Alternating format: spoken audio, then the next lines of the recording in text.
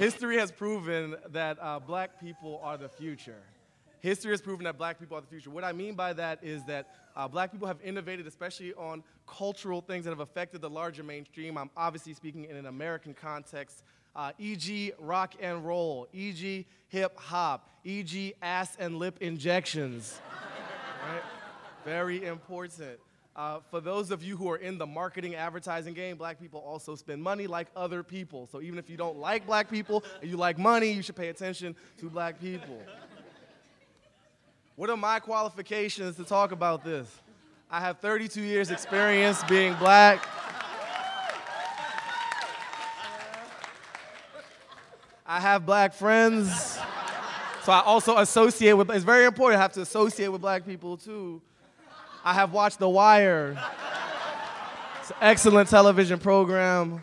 I grew up in a neighborhood in Washington, D.C., which was very much like The Wire. We had the drug running, we had the corruption, we had the killing, unfortunately. What we didn't have was the universal critical acclaim and undying love of white people who saw it.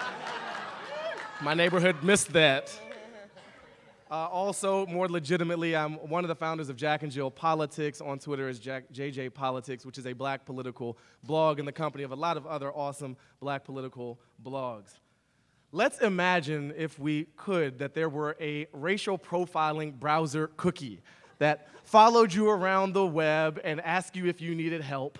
What would it find out about black people? The Pew study, which did study black people, was able to provide me with some very interesting statistics on home broadband by type of folk.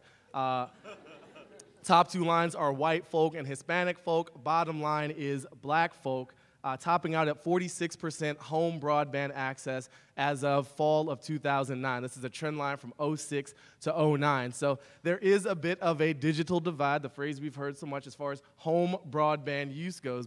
However, if we flip the slide and look at mobile internet use by type of folk, unfortunately, they don't have the exact same parallel structure, so the chart looks a bit different, but focus on the middle one. That's the black one. That's the one I'm talking about. Mobile internet access ever is the blue bar. 48% of black people responding to the survey have used the mobile internet versus 28% of white folk. I like the word folk, so I'm going to use that. In terms of mobile internet use yesterday, so kind of get some sense of recency, 29% for black folk versus 17% for white folk. Now you also see Hispanic folk very high up there as well. Now here's how Pew combined these two slides, the home broadband use meets the mobile internet use, saying when tethered and wireless access are considered together, the gaps in online engagement between whites and blacks largely dissipates. So what it also says is if you think black people are important, which I just proved, and you want to address them and communicate with them, having a mobile strategy for the whole web thing we're talking about here is very, very important. Without mobile, you can't quite talk to black people as online as well as you might be able to want to. Clap if you have heard the phrase the dozens. All right. So I like to go to Wikipedia to define black things. And here's what Wikipedia says. The dozens is an element of the African-American oral tradition in which two competitors, usually males, go head-to-head in an improvised competition of often good-natured, ribald trash talk. They take turns insulting, cracking, snapping, West Coast dissing, or ranking on one another, their adversary's mother, or other family member, until one of them has no comeback. Ladies and gentlemen, that is the widest description of the blackest activity on the planet. That's comedy. Anil Dash is a hero of mine. He brought Yo Mama style snaps to election on Twitter and encouraged people to engage in this fun game. Yo Mom's such a hoe. They set up robocalls for her booty calls.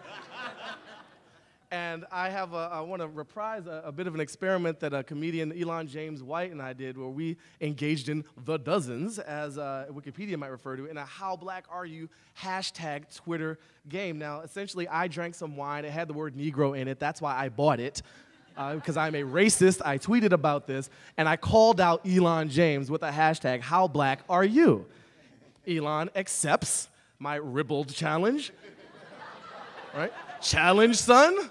Indeed. And then it's on. He says, I often answer questions of great importance with Biggie Smalls quotes. WWBD, how black are you? So I'm like, despite the possession of an Ivy League degree, I occasionally still ask people questions. How black are you? Not only do I know why the caged bird sings, I also feed it, clean the cage, name the bird Saniqua. How black are you? Shalom, just like that Cosby Show episode. I should have put that clip in here.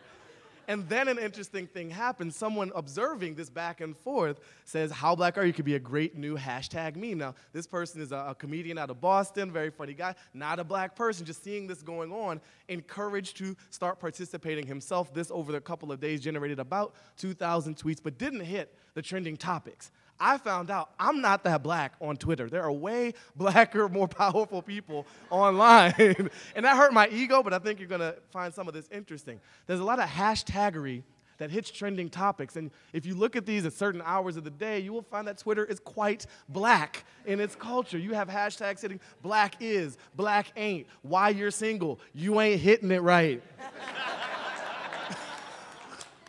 So we've gone from a world of so-called democratization and cross-cultural exchange online in name to, in Twitter, in certain instances, it existing in practice. And when these worlds collide, you have fun sometimes, you have ignorance a lot of times, and some of these things, you know, in terms of the BET Awards, it wasn't just white people who weren't getting it, it were also certain types of black people who were very embarrassed that what was going on aired out in public.